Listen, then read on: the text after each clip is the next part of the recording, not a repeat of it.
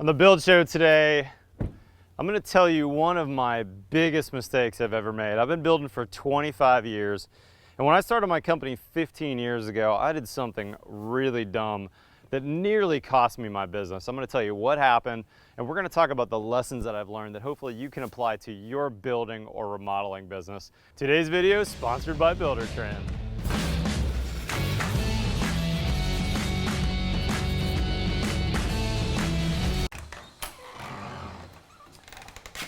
Okay, so here's the story. When I first started my company almost 15 years ago, one of my very first projects, first client, paying client, was a whole house remodel of a 1940s bungalow, pier and beam house. I thought I had a budget lined up, and because we were just starting the recession, the client said, look, Matt, I really want to do a cost plus job, because I know you like cost plus, but I want it to be a guaranteed maximum. So I agreed to a maximum price on the job. A cost that I figured, well, we'd probably never go over this. And as we got fairly into the job, I realized, gosh, there's a little more damage, there's a little bit more work to the pier and beam system. But at the time I thought, you know, we've got enough of contingency and I've got a high enough contract that we're okay. I don't need to do change orders on some of these things. I didn't want to be seen as that contractor that gives change orders right away or that gets change ordered to death. So as the job went on, 6 months in or so, I realized, gosh, I absorbed a lot of costs, and here we are getting in towards the end of the job, and I'm in trouble. You know, I've really burned through all of that extra, what I thought is extra fat in the budget. I'm gonna start losing money here pretty soon. So, you know, we're 2/3 of the way through the job, and I say to the client, hey, this, or this really needs to be a change order. Well, the problem was I hadn't trained that client on change orders at that point. It was a new thing to them. We'd really hardly talked about them. I hadn't presented any. Got a ton of pushback from that client. And ultimately what happened was we bumped up against their guaranteed maximum on some change orders and some things that I did do changes on. And he said, look, you know, I don't think that's a change order, Matt. That's on your guaranteed maximum. I'm not paying a penny over this price.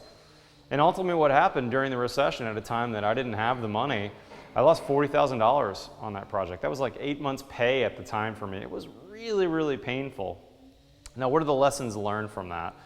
One of the big lessons learned is change orders need to be done early and often.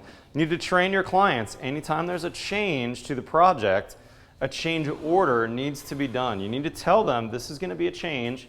Here's how much the change costs, and we need to agree to that and sign on right then. The other big mistake that I made was, you know, I was a people pleaser.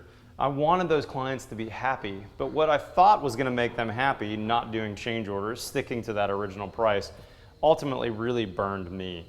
And at the end, when I didn't make any money on the project, in fact, I lost a lot of money, I didn't have a great relationship with a client. It was a killer for our relationship. They knew that I wasn't loving the price of the job and where I stood at the end of the job. It just really killed our relationship. So here's the lessons learned for those, and here's what you need to do.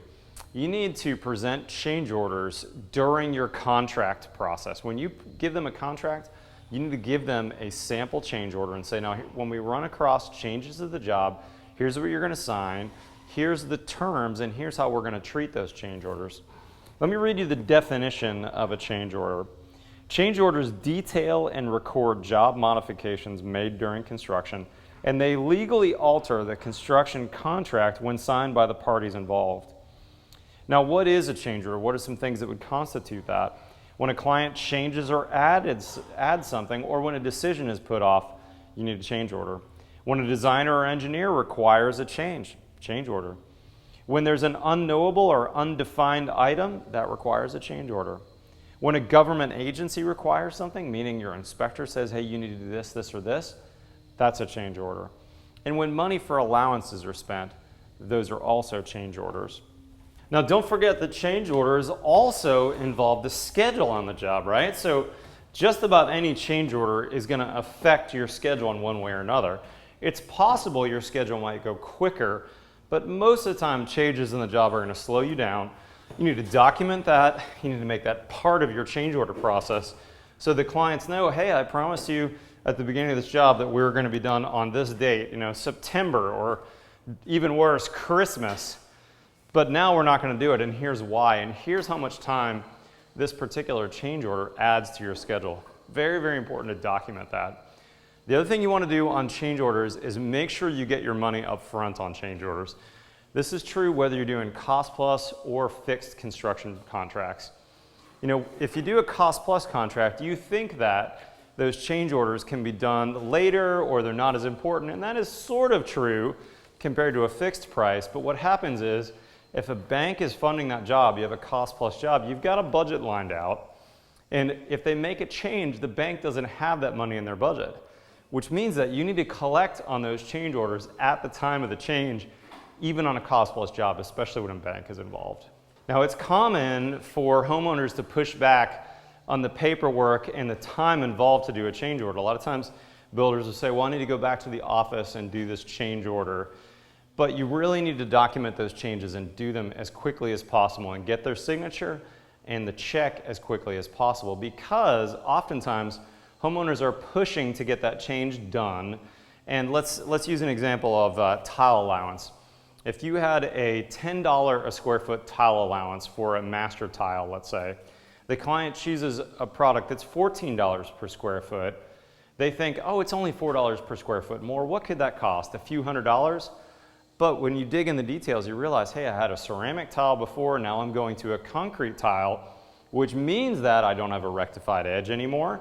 I need to add 3 coats of sealer to this, which means that it's not just the toss of the tile. We've got installation costs, and we've got all these other sealing costs, which means now this few $100 change order in the client's mind, it's really more like a $1,200 or maybe even a $1,500 change order, and those $1,000 that you eat over time will really eat you up as a builder. Guys, thanks for joining me on this special episode of The Build Show. I've had a lot of comments before in the recent even few months about how I manage my job, so I'm going to make some more of these videos. I'd love to hear your comments about what I can do when it comes to managing my jobs, managing budgets, schedules, finances, all those kinds of things. Put a comment below if you've got some pain points that you want me to address from my job. Big thanks to Buildertrend for sponsoring today's video. There's a lot of construction software out there, and I think they're one of the best. We actually started using them 1.5 years ago, long before they sponsored my channel. So click the link in the description below, and you can actually get a demonstration over the phone, or actually on a webinar, on exactly how their software might help your business. And lastly, I want to say a big thanks to this author, Mark Kurston. This is a great book that's helped me out a ton over the years. This is available on Amazon. I'll put a link in the description below, but basically this is a retired builder that has some great advice from his decades in the business. So this is a great source of wisdom for me when I need that wise old builder to comment on how I do business. Guys, if you're not already a subscriber, hit that subscribe button below. We've got new content every Tuesday and every Friday. Follow us on Twitter and Instagram. Otherwise, we'll see you next time on The Build Show.